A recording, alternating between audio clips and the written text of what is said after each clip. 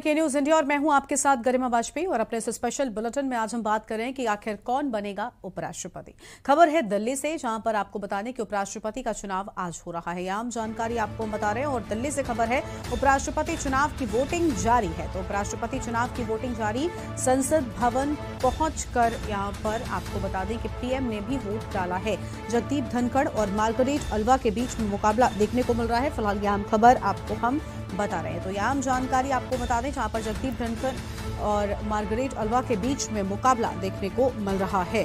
तो यह आम जानकारी सामने आ रही है। इस वक्त की आम खबर आपको हम बता रहे हैं, जहां पर उपराष्ट्रपति चुनाव के लिए वोटिंग जारी है। तो उपराष्ट्रपति चुनाव के लिए वोटिंग जारी है, आम जानकारी सामने आ रही है। और संसद भवन पहुंचकर पीएम ने वोट डाला है। तो संसद भवन पहुंचकर पीएम ने डाला वोट। फिलहाल यह आम जानकारी आपको हम बता दें।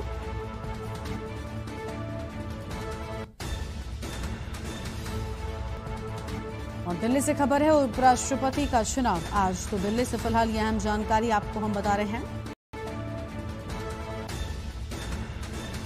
जहां पर आपको बता दें कि संसद भवन पहुंचकर पीएम ने वोट डाला है।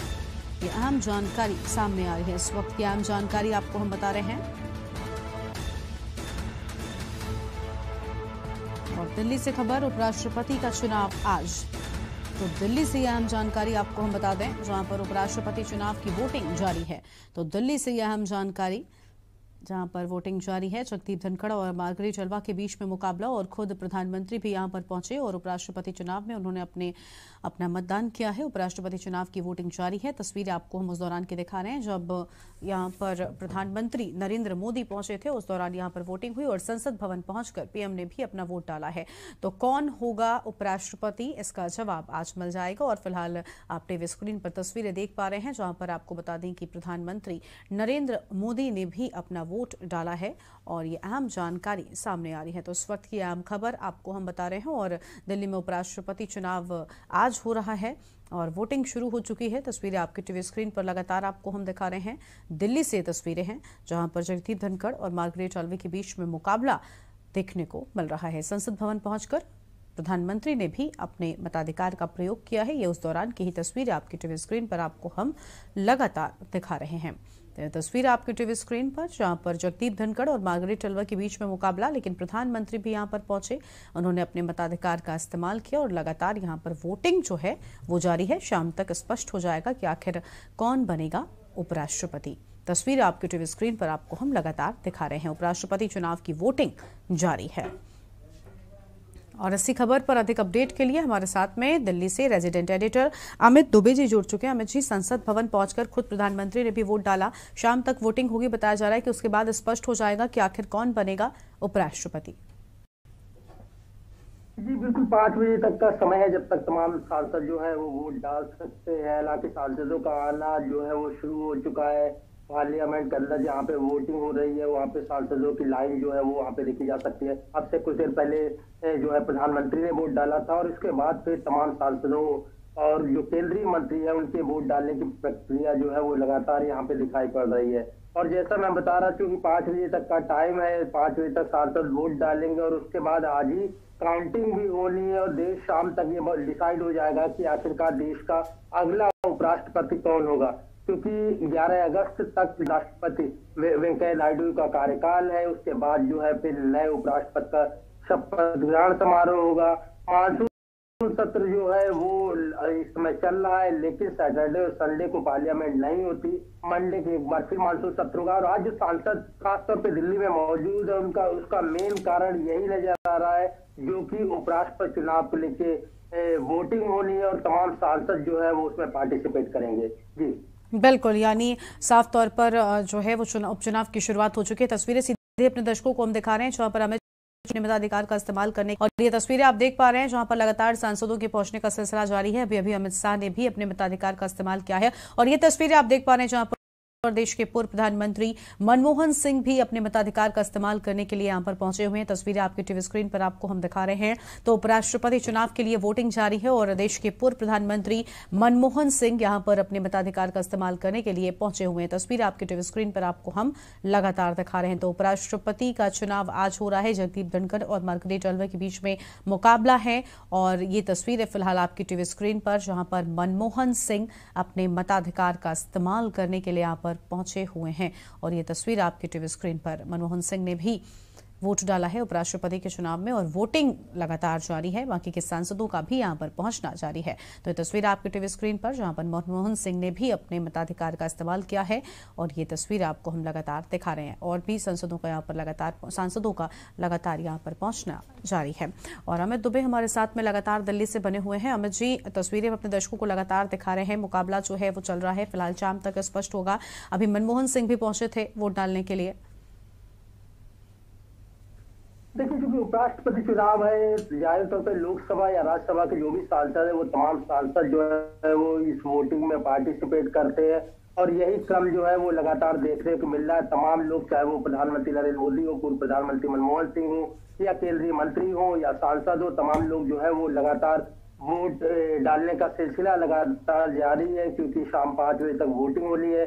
जाहिर तौर पर उससे पहले हर कोई जो है अपना वोट यहाँ पे कास्ट करना चाहता है। और सबसे बड़ी चीज, क्योंकि आज काउंटिंग भी होनी है तो हर एक की नजर काउंटिंग पे भी रहेगी। बीजेपी और या एनडीए की बात करें तो भले ही जगदीप धनखड़ की जीत लगभग सुनिश्चित हो, लेकिन इसमें कोई दो राय नजर नहीं आती है कि यहाँ पे ये भी देखना होगा कि आखिर दोनों के बीच मार्जिन क्या आता है। एनडीए जितने वोट्स की उम्मीद कर रहा था, क्या उतने वोट्स मिलते हैं, उससे कितने ज्यादा वोट मिलते हैं। क्योंकि राष्ट्रपति चुनाव में हमने देखा था कि किस कदर तमाम ने पार्टी गाइडलाइंस को छोड़ के द्रौपदी मुर्मू का समर्थन किया था और एक बड़ा बहुमत जो है वो द्रौपदी मुर्मू को मिला था।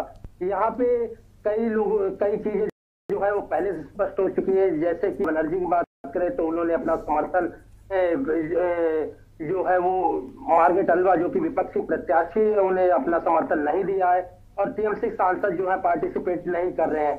जबकि उम्मीद ये की जा रही थी कि मार्गरेट अल्वा, भले ही उनके पास बहुमत, लेकिन तमाम विपक्ष जो है वो मार्गरेट अल्वा के नाम को लेकर एकजुट दिखेगा, लेकिन वो एकजुटता यहाँ पे नजर नहीं आई। और ममता बनर्जी ने पहले ही अपनी चीजें स्पष्ट कर दी। मायावती ने जगदीप धनखड़ को अपना समर्थन देने की बात पहले ही कही थी।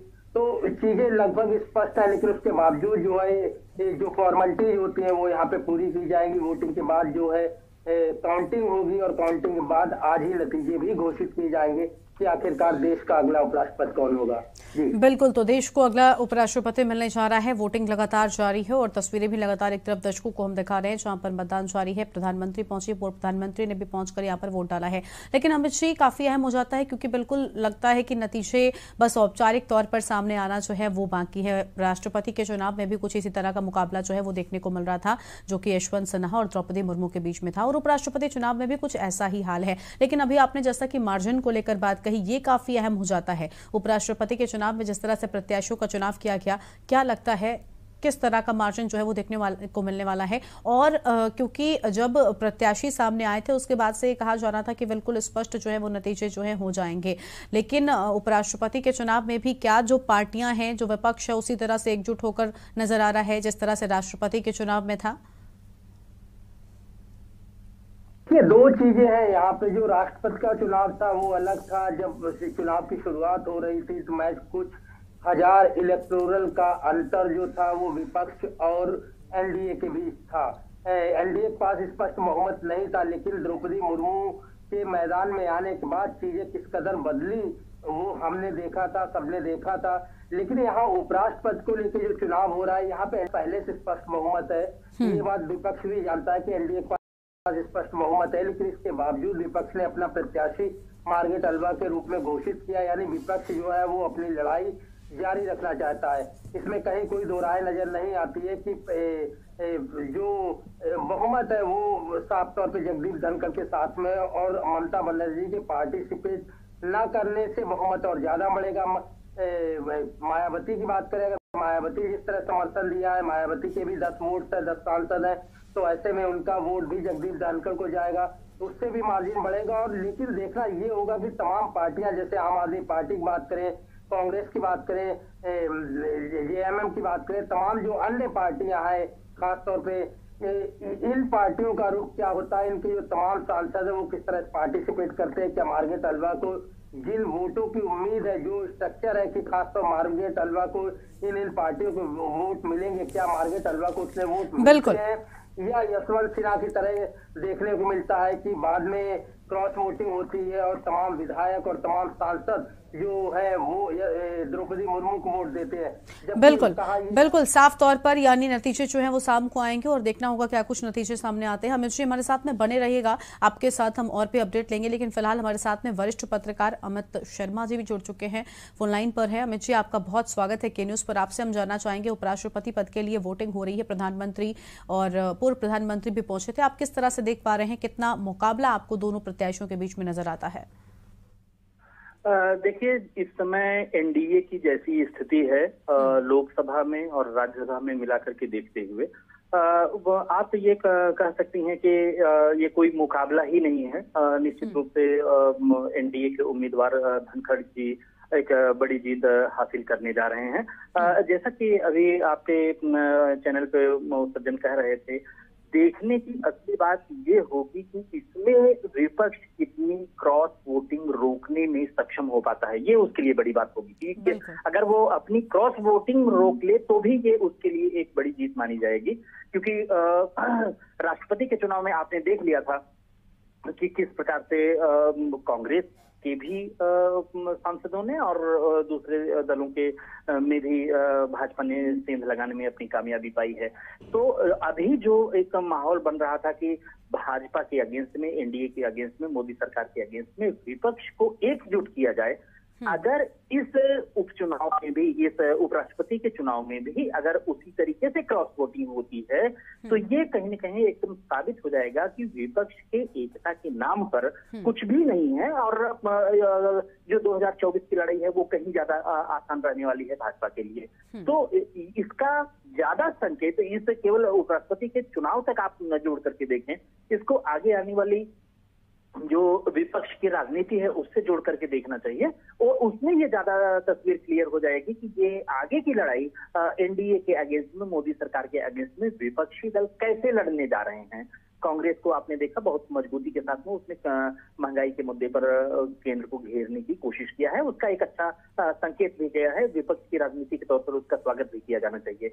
लेकिन आज जो चुनाव हो रहा है, जो मतदान हो रहा है, इसमें सांसदों के वोट ये ज्यादा तय कर देंगे कि आगे की आने वाली राजनीति में ये कितना मजबूती के साथ में केंद्र सरकार का उनकी नीतियों का विरोध कर पाते हैं। बिल्कुल, यानी कहीं ना कहीं विपक्ष की परीक्षा बड़ी है इस चुनाव में। इसके पहले भी हमने देखा राष्ट्रपति के चुनाव में जिस तरह से विपक्ष ने एकजुटता का प्रयास किया, जिसके चलते विपक्षी आपस में कई जगहों पर भिड़ते हुए नजर आए। उसका असर हालांकि राष्ट्रपति चुनाव पर नहीं पड़ा था और जैसा कि आप कह रहे हैं कि आने वाली जो दिशा है राजनीति की वो तय होने वाली है, तो काफी अहम हो जाता है ये चुनाव उपराष्ट्रपति का। अमित जी, मैं आपसे यही चीज कह रहा हूँ कि ये उपराष्ट्रपति का चुनाव तो इनका उम्मीदवार जीता हुआ है, इसमें तो कोई दो राय है ही नहीं। वो तो एक सामान्य समझ के व्यक्ति को भी एकदम क्लियर है कि यहाँ पर उपराष्ट्रपति धनखड़ बनने जा रहे हैं। इसका असली संकेत आने वाले राजनीति को लेकर के, विपक्ष की एकजुटता को लेकर के और 2024 में ये कैसी किलेबंदी कर पाते हैं मोदी सरकार के अगेंस्ट, उसका एक संकेत देगा। खास करके इस बात को हम देखें, इसके पहले 3 बार लगातार जो विधान परिषद के चुनाव हैं उत्तर प्रदेश में हुए उनमें भी, और इसके पहले राज्यसभा के चुनाव हुए उसमें भी क्रॉस वोटिंग हुई और भाजपा के अपने सांसद वहां पर जिताने में भी कामयाब रही जहां पर कि उसके पास पर्याप्त संख्या बल नहीं था। और उसके बाद तीसरी बार हमने देखा कि राष्ट्रपति के चुनाव में भी क्रॉस वोटिंग हुई। इसका मतलब है 3 बार अगर बार बार विपक्ष अपने सांसदों को, अपने विधायकों को अपने साथ एकजुट रखने में असमर्थ रहता है तो और उसके बाद माने एक के बाद एक इस तरह की दुर्घटना घट रही है और उसके बाद भी विपक्ष अपने सांसदों को, विधायकों को संभाल पाने में असमर्थ रहता है, तो इसका एक बड़ा संकेत होगा कि कहीं भी विपक्ष की एकजुटता जो 2024 में होनी चाहिए वो नहीं है। अगर ऐसा होता तो बहुत अच्छा होता भारतीय लोकतंत्र के लिए, लेकिन दुर्भाग्य ऐसा है कि ऐसा नहीं होने जा रहा है। बिल्कुल बिल्कुल, बहुत शुक्रिया अमित जी आपका हमारे साथ जुड़ने के लिए और अधिक अपडेट हमारे के न्यूज़ के दर्शकों तक अपनी बात यहां पर रखने के लिए। तो अमित शर्मा जी हमारे साथ में थे, वरिष्ठ पत्रकार, उन्होंने अपनी जानकारी यहां पर हमारे साथ में साझा की हो और अमित दुबे हमारे साथ में लगातार बने हुए, उनके पास वापस चलेंगे लेकिन उससे पहले एक छोटे से ब्रेक के लिए यहाँ पर रुक रहे हैं, जल्द लौटेंगे। आप देख रहे हैं के न्यूज़, खबरों का सारथी। आजादी के अमृत महोत्सव के तहत 13 से 15 अगस्त तक एक स्पेशल मूवमेंट हर घर तिरंगा का आयोजन किया जा रहा है। तिरंगा हमें जोड़ता है, हमें देश के लिए कुछ करने के लिए प्रेरित करता है। आइए आजादी के अमृत महोत्सव का जश्न मनाएं, घर घर तिरंगा फहराएं। तिरंगा हमारा स्वाभिमान, तिरंगा हर भारतीय की पहचान, तिरंगे में है आजादी की खुशबू, घर घर अलख जगाए। मैं आपसे अपील करता हूं कि इसे हर घर तिरंगा अभियान में बढ़ चढ़कर भाग लें, आजादी के इस पर्व को धूमधाम से मनाएं।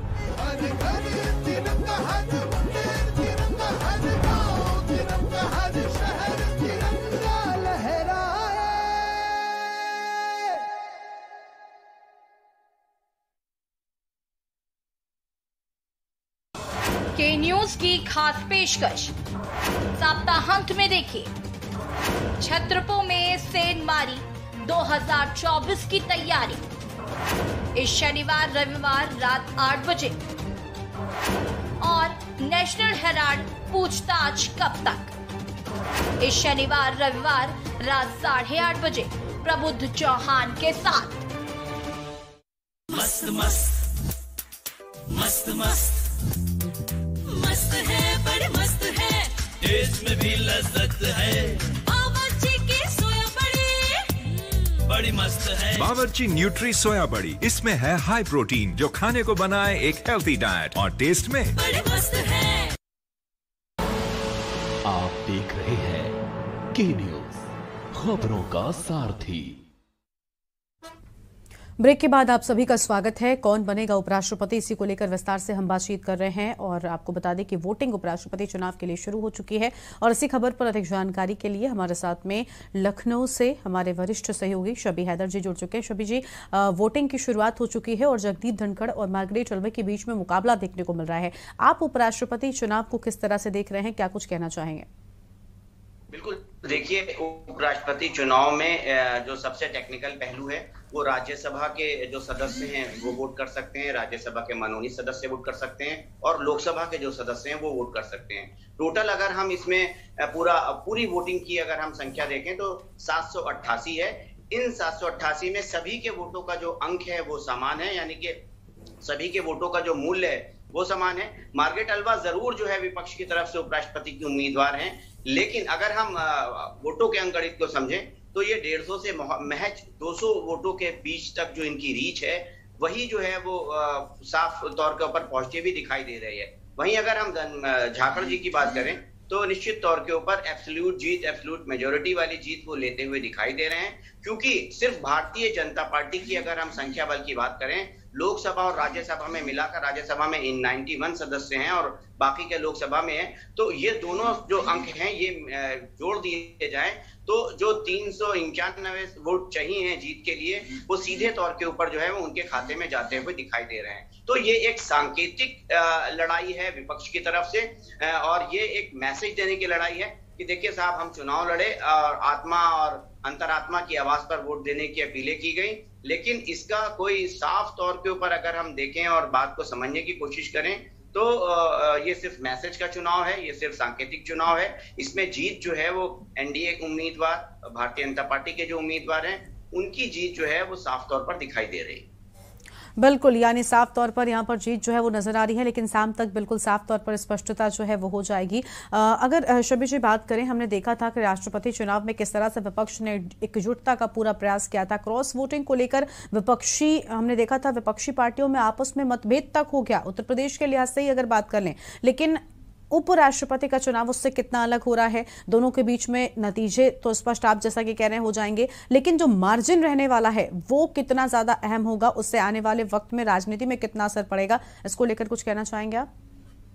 1/3 वोटों से जीत का मार्जिन होता हुआ दिखाई दे रहा है। और निश्चित तौर के ऊपर अगर हम क्रॉस वोटिंग की बात करें या हम वोटों में अगर हम आमतौर पर जो हम अपने लिए इस्तेमाल करते हैं, क्योंकि ये चुनाव बिल्कुल अलग चुनाव है, इसका जमीनी चुनाव से कोई मतलब नहीं है। इसमें सेलेक्टेड लोग, जो देश के जो सेलेक्टेड और इलेक्टेड लोग हैं, वो जो है उपराष्ट्रपति का चुनाव करते हैं। इसकी जो पूरी जो थ्योरी है, इसका जो पूरा टेक्निकल पहलू है, वो बिल्कुल दूसरे किसी भी आम चुनाव से अलग है। लेकिन क्रॉस वोटिंग इसमें भी होती हुई बिल्कुल साफ तौर पर दिखाई दे रही है। जो विपक्ष की उम्मीदवार है मार्गारेट अल्वा, उनको अगर टीएमसी पहले ही हालांकि अपने आप को इस पूरे चुनाव से अलग कर चुकी है। ममता बनर्जी ने खुद को अलग कर रखा है। अगर हम समाजवादी पार्टी की बात करें, अगर हम आरजेडी की बात करें, अगर हम दूसरे शिवसेना की बात करें, तो निश्चित तौर के ऊपर क्रॉस वोट हो सकते हैं। समाजवादी पार्टी के 6 सदस्य हैं टोटल, अगर राज्यसभा और अगर लोकसभा की हम बात करें। अगर हम राष्ट्रीय जनता दल की बात करें तो उसके भी 6 सदस्य हैं। अगर हम शिवसेना की बात करें तो उसके भी सदस्य हैं। संजय राउत की अगर हम बात करें तो संजय राउत तो मार्गारेट अल्वा के प्रस्तावकों में जो है वो उनका नाम था, लेकिन इस वक्त वो ईडी की जो है वो मेहमान नवाजी कबूल कर रहे हैं। तो निश्चित तौर के ऊपर इस चुनाव को भी क्रॉस वोट हम कह रहे हैं अपनी भाषा में, लेकिन वो हो सकता है क्योंकि इसमें सारे मतों का मूल्य एक है। अगर समाजवादी पार्टी के कुछ वोट इधर से उधर हो जाएं, अगर राष्ट्रीय जनता दल के वोट 1-2 वोट इधर से उधर हो जाएं, अगर चूंकि अभी बहुत सारी ऐसी चीजें, 8 राज्यसभा की सीटें खाली हैं और इसके अतिरिक्त जो जम्मू कश्मीर का जो विधानसभा है वो भंग चल रही है, तो उस एतबार से अगर हम देखें तो टोटल 788 स्ट्रेंथ है। उसमें 600 से ज्यादा वोट जो उम्मीदवार हैं जाकर जी उनको जाते हुए दिखाई दे रहे हैं। 600 से 650 वोट जो है वो उनको मिलेंगे। 391 वोट की जरूरत है, यानी कि जस्ट डबल मार्जिन से जीत हासिल करते हुए दिखाई दे रहे हैं।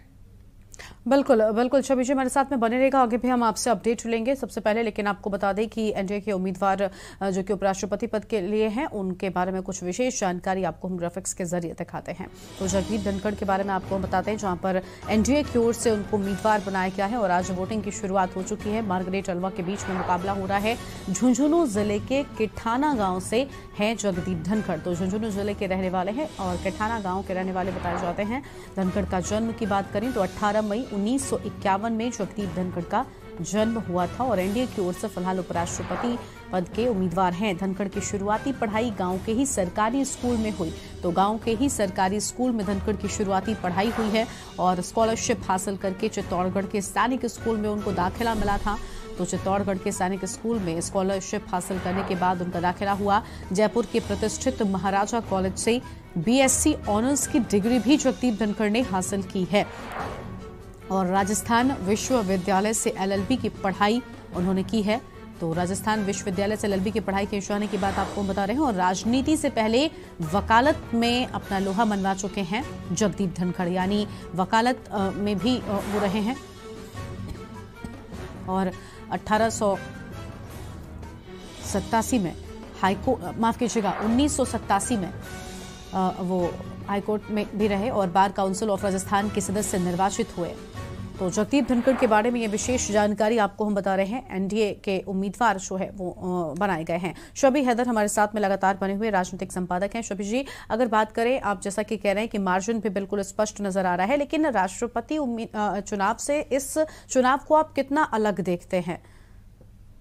देखिए, राष्ट्रपति चुनाव से और इस चुनाव में जो वोटों के ट्रांसफर करने का जो चीज है वो बिल्कुल अलग है। इसमें प्रथम वरीयता, सेकंड वरीयता और थर्ड वरीयता के हिसाब से, यानी कि आपका जो पहली पसंद है, जो दूसरी पसंद है और जो तीसरी पसंद है, उस हिसाब से आप वोट कर सकते हैं। इसमें उपराष्ट्रपति चुनाव में जो सबसे बड़ी बात है कि जो भी वोट करेगा गरिमा, वो उसके जो वोटों का वैल्यू है वो सेम रहेगा, चाहे वो राज्यसभा का सेलेक्टेड मेंबर करे, चाहे वो राज्यसभा का इलेक्टेड मेंबर करे, चाहे वो लोकसभा का सदस्य करे। तो सबके जो मतों का जो अंक है वो सेम है और इसमें विधायक वगैरह वोट नहीं डालते हैं और जो दूसरे सारी चीजें हैं वो वोट इसमें नहीं पड़ता है। तो कह सकते हैं कि राष्ट्रपति चुनाव एक बहुत बड़े कैनवास पे चुनाव होता है। पूरे देश में जो विधायक हैं, जो और दूसरे सिलेक्टेड लोग हैं, चाहे वो विधान परिषद के सदस्यों की बात करें या विधानसभा के सदस्यों की बात करें, वो वोट करते हैं। लेकिन अगर हम उपराष्ट्रपति चुनाव की बात करें तो इसमें सिर्फ राज्यसभा सेलेक्टेड और लोकसभा के सदस्य ही वोट डाल सकते हैं।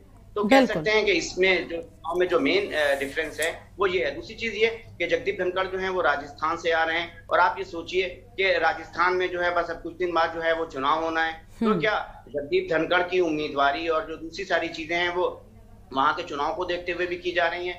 ये भी एक बड़ा पहलू होगा, क्योंकि जनता पार्टी अगर किसी उम्मीदवार को, किसी चेहरे को, किसी अब राष्ट्रपति के तौर पर अगर वो द्रौपदी मुर्मू को लेकर आए, तो एक आदिवासी मुद्दे का जो है वो एक जन्म हुआ और एक बड़े कैनवास के ऊपर समाज के अंतिम छोर पर खड़े व्यक्ति की बात हुई। उसी तरीके से जगदीप धनखड़ एक अच्छे लॉयर रहे हैं, अच्छे राजनीतिक के हैं, सारे दलों में जो है वो उनकी मान्यता है, एक बहुत ही ज्यादा सोफिस्टिकेटेड चेहरे के तौर के ऊपर उनको माना जाता है। तो एक ये उम्मीदवार है, और मुझे ऐसा लगता है कि आज के चुनाव में भी थोड़ी ही मात्रा में सही कुछ क्रॉस वोट जरूर पड़े। बिल्कुल बिल्कुल। देखिए शोभित जी, अगला सवाल मेरा यही था कि अभी आपने कहा ना कि किस तरह से यहाँ पर जो चीज़ें हैं वो आने वाले वक्त में असर डालेंगी, क्योंकि जगदीप धनखड़ का नाम राजस्थान से निकलकर सामने आया। ऐसे में एक आखिरी सवाल आपसे पूछना चाहूंगी कि ये जो चुनाव है ये आने वाले वक्त में, क्योंकि चुनाव बड़े हैं, 24 का चुनाव है, 5 राज्यों में चुनाव है, इन पर कितना असर डालेगा? ये जो नाम चुने गए हैं ये कितना असर डालने वाले हैं? जल्दी से इस पर जवाब। जनता पार्टी और एनडीए की तैयारियों की बात करें, जिस तरीके से अगर हम थोड़ा सा फ्लैशबैक में जाएं और हैदराबाद सभासद के चुनाव की बात करें, वहां पे किस तरीके से जो है वो भारतीय जनता पार्टी ने एक आक्रामक रुख अपनाकर अपनी पूरी जो बड़ी लीडरशिप थी, जो बड़े नेता थे, उन सबको सभासद के चुनाव में उतारा, और किस तरीके से वहां पर मुद्दों को जन्म दिया, और किस तरह से वहां पर कम से कम सबसे निचली पंचायत में अपनी उपस्थिति न सिर्फ दर्ज की बल्कि एक भारी मात्रा में वहां पर जीत हासिल की। इस तरीके से भारतीय जनता पार्टी की किसी भी रणनीति को, किसी भी जो उसकी तरफ से चीजें की जा रही हैं, उसको चुनाव से जोड़कर देखा जाना लाजमी है। मैंने जैसा पहले कहा कि जगदीप धनखड़ जो है राजस्थान से आते हैं, राजस्थान में अगले कुछ दिनों में जो है वो चुनाव है, तो साफ तौर पर, और इसके अलावा भी जो है वो उनका इस्तेमाल जहां पर जैसे बेहतर तरीके से किया जा सकता होगा वो भारतीय जनता पार्टी का शीर्ष नेतृत्व करेगा।